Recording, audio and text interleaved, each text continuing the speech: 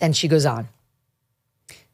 This is about how hard it is to be a member of the press right now. They don't need this added stress, Comcast. They're already having a difficult time enough in the wake of the Trump presidency. Here's a bit of that. Being put in this kind of limbo, the anxiety and the discombobulation is off the charts at a time when this job already is extra stressful and difficult. It is not news for me to tell you that the press and freedom of the press are under attack in a way that is really, it's a big deal for our country. It's very visceral for us here. Okay. So it's a very difficult time.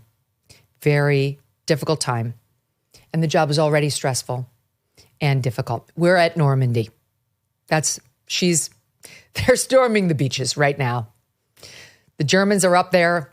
They're firing from the cliff above, and she's there in the boats coming up to the shores to save the world. That's how she sees herself. That's how these other leftist so-called journalists see themselves. And that's what she's talking about. It's very hard to save democracy. We've got a tyrant, dictator, autocrat in the White House, and press freedoms are being eroded, censorship around every turn. Oh, wait, no, that was Joe Biden. Where were you then again? That wasn't stressful. That was not difficult, right? Because you were asleep at the switch.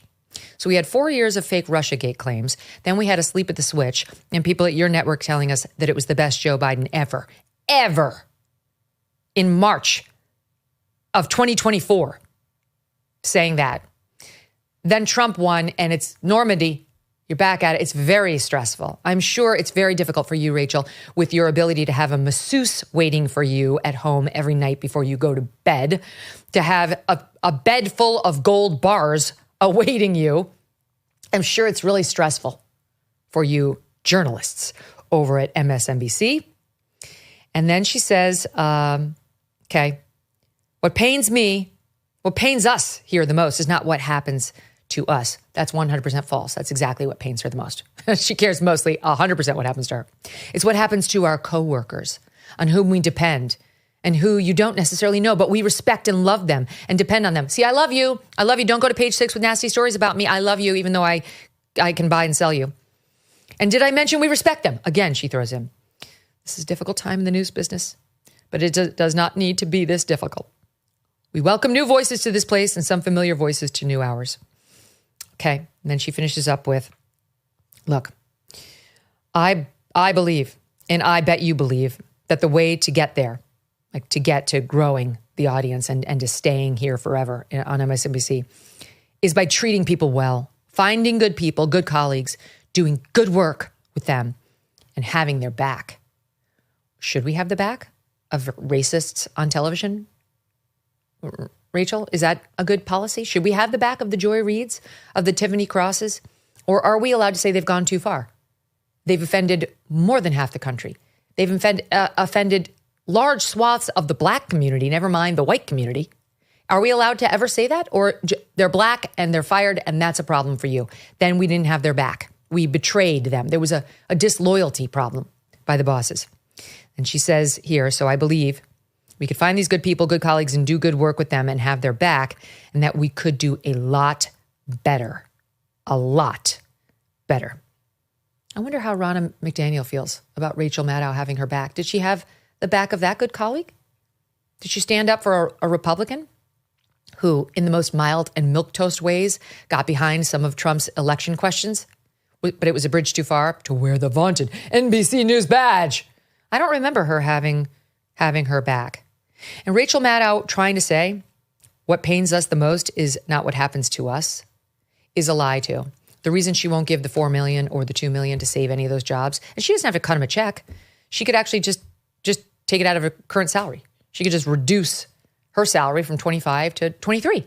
Could you make do on 23 million, Rachel? Could you do it? Like, seriously, if you went in there, why don't you do the Tom Brady, right? Didn't Tom Brady go in there? I don't know anything about sports, as you know, but I believe he went in there at one point and said, I'll take a cut so that I can save my offensive line. That's what you actually do if you care about your supporting teammates, as she claims she does. You know why she won't? Because she's got bills to pay and her lifestyle is too important to her. Rachel Maddow currently, according to my calculation, and I'm sure it's much more, has a $10 million penthouse, I say, on the Upper East Side, where her neighbors are Jodie Foster and Barry Manilow at some point. It's got, according to its listing that she owns, breathtaking views of Central Park and the city sideline. It's got not one, but two private terraces, including one right off of her master bedroom, where she can go, and that's the right term, because she can go out there as master and say, oh, let them eat cake. I expressed how badly I feel for them. I said I respected them. Bitterman, bring the car around, please. That's her life. Then on the weekends, she jets off to Western Massachusetts to what is described as a pre-Civil War farmhouse, which has both a main house and a decked-out bathhouse, complete with spa. This is the bathhouse. Spa and beds and other accoutrements. It's so special, it got its own spread in New York Magazine, built in 1869, and her small, this is just the bathhouse. This is not the main house you're looking at, which she didn't put on camera. So this house that she owns in Western Mass is built in 1869 and in one of the most expensive states in the Union, sits on 12 acres. Maybe you could have one of the staff go stay in the bathhouse. Maybe you could have a little retreat where they get to ride their bicycles around your 12-acre estate. Maybe you could let them come and enjoy some cocktails, some farewell cocktails on your double terraces. And then look at them and say, but at least I feel bad about it. I feel really sad about what's happening to you and how hard it is to be me, meaning a journalist in 2025 under Trump. Normandy. She is full of shit. She's self-righteous and sanctimonious, and everyone knows it. Joining me now with reaction, Batya Ungar-Sargon. She's a columnist now for the Free Press, which is a great move out of the disgusting Newsweek, which did the most vile piece I've seen in recent history on this mass murder of a family in Connecticut. It happened about a month ago. Before I bring Batya on, I just want to tell you this. It was the Pettit family, and this father and mother and their two daughters were attacked by these two monsters. These two guys laid in wait. They followed the mother and the daughter, saw them grocery shopping, then laid in wait, went into the house and tied them up, got the mother in the morning to go to a bank, got the mother to make a withdrawal. The mother said while in the bank, I'm being kidnapped. The bank teller did wind up calling the police, but by the time the cops got there, within 38 minutes, I think it was, the mother had been killed. The father managed to escape last minute, and both daughters, 17 and 11, had been killed.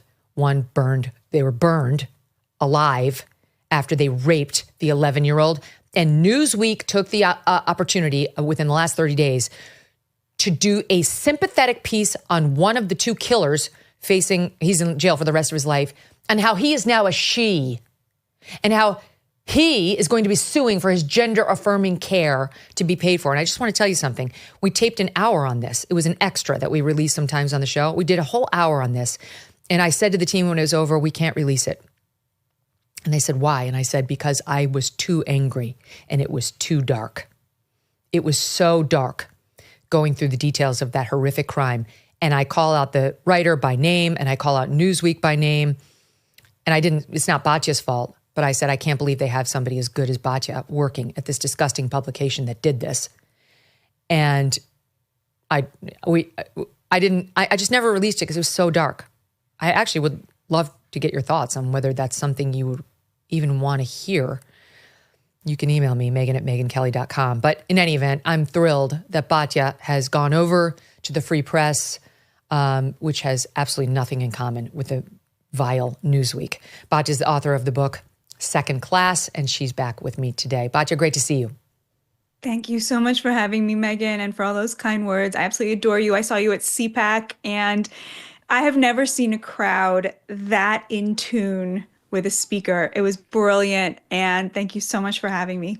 Oh, thank you. And honestly, I mean it. I know you had some good times at Newsweek, and not everything they do is bad, but what they did was such an egregious sin. I find it unforgivable, and I'm thrilled you're no longer there. They don't deserve you. Okay, so your thoughts on Rachel Maddow, on the beaches of Normandy, Also on her 2 terraces on Central Park, you're looking out at her city and her park views. But it's a very difficult time to be a journalist. And everyone at MSNBC, other than Rachel, is a racist. I think it's so important that you called out the economic aspect here, because this is really what the Democratic Party has become, which is, Rachel Maddow's and AOC's and other elites making themselves the main story when the American people are hurting and the American people are desperate for some kind of representation, desperate for service, and are constantly asked instead to extend empathy to, in people like Rachel Maddow's case, very wealthy people. And the point I would make, Megyn, is that the fact that she's so rich and the race baiting are not actually independent of each other, but they're really 2 sides of the same coin. And this is what my first book, Bad News, was about, which is that the wokeness, this idea that somehow, gender or race are determinative of value instead of right versus wrong, right? This woke ideology is itself a smokescreen for the fact that the Democrats created an economy which is an upward transfer of wealth from working class Americans into the pockets of the elites, not just billionaires and millionaires like Rachel Maddow, but, the top 20%, that over-credentialed college elite who now have a lock on over 50% of the GDP and are the only ones in America who are really guaranteed the American dream. So how did this happen? Well, for 50 years, the Democrats implemented economic policy which was wage theft of working class people. We continue to face uncertainty when it comes to the economy, with a perfect storm brewing as Social Security and Medicare hit a breaking point as the largest generation is hitting retirement. A smaller workforce means a smaller tax base. You pair that with our growing national debt and rising cost of living, and we could have a big problem. So what are you doing now to protect your family for the future? Well, gold can be a safe haven in hard economic times, and Birch Gold makes it easy to diversify a portion of your savings into physical gold. Birch Gold will help you transition an existing IRA or 401k into an IRA in gold, and it does not cost you 1 cent out of pocket.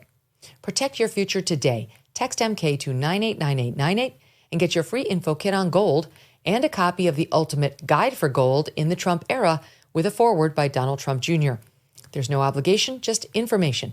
Birch Gold has earned the trust of countless Americans looking to safeguard their savings. Just text my initials MK to the number 989898 today. Thanks so much for watching. If you like what you just saw, hit the subscribe button for more clips and full episodes.